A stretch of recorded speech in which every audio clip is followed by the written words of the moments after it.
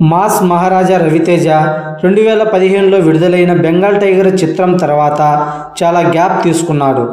ఇటీవల రాజా the great, touch చూడు చిత్రాలను సెట్స్పైకి తీసుకెళ్లాడు. టచ్ చూడు చిత్రంలో తన ట్రేడ్ మార్క్ పోలీస్ పాత్రలోనే కనిపించి మెప్పించనున్నాడు. ఇక రాజా ది గ్రేట్ చిత్రం వెరైటీ కథాంశంతో తెరకెక్కుతున్నట్లు సమాచారం.